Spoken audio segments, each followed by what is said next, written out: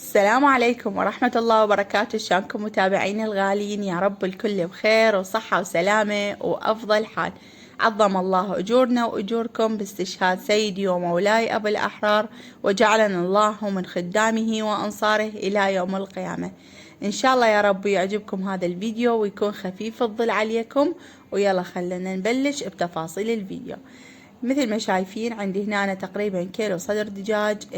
بلشت أقطع بيهم على شكل مكعبات حتى أسويهم تكة، وراح أخذ القسم اللي يبقى أسويه على شكل شرائح، وأضيف له ملح وسبع بهار، وراح أخليهم هنا بالمواعين السفري حتى أغلفهم وأخليهم بالمجمدة.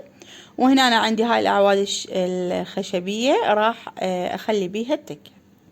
طبعا حبيت من خلال هذا الفيديو أشكر صديقاتي وخواتي اللي سئلوا عني وعن سبب غيابي. طبعا بنات هاي الفترة كلها أني مريضة بعيد الشر عنكم، فما حبيت أنزل أي فيديو يكون بيه طاقة سلبية.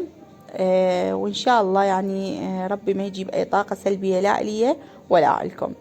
هنا أنا بنات من بعد ما غلفته بالنايلون راح أخليه بالمجمدة حتى يسهل علي.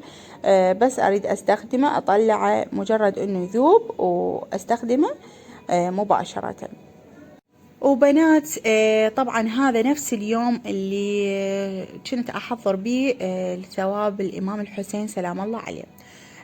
قررت انه اسوي هريسة، فقبل بيوم عندي هذا 3 كيلوات لحم تقريبا. غسلتهم وكملت وراح اخليهم على النار. من بعد ما خليتهم على النار طبعا اشيل كل الزفارة اللي بيهم. خلي اسولف لكم شنو شغلة الطبخ مالتنا اللي صارت. طبعا ردت اطبخ يوم الجمعة الصبح، تمام.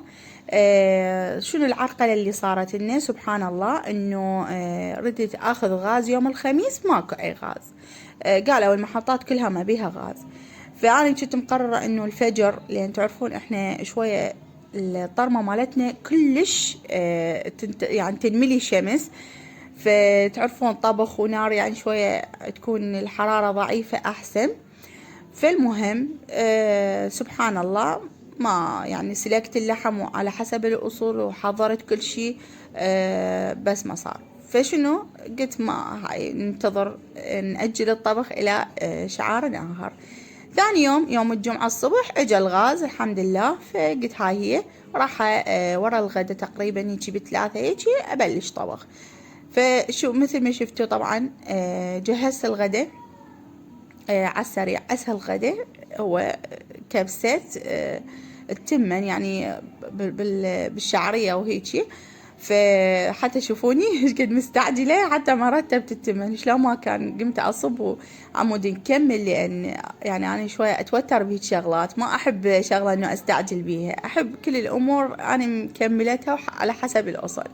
هنا أنا بلشت من بعد ما نقعت تقريبا ساعتين ونص. هنا أنا بلشت حمست الشحم تقريبا كيلوين. هنا أنا بنات هاي الحركة أبدا لا تسوونها. حطيت الملح وكنت يعني معتقدة إنه يعني هاي هي شو يعني هاي لا بأس به.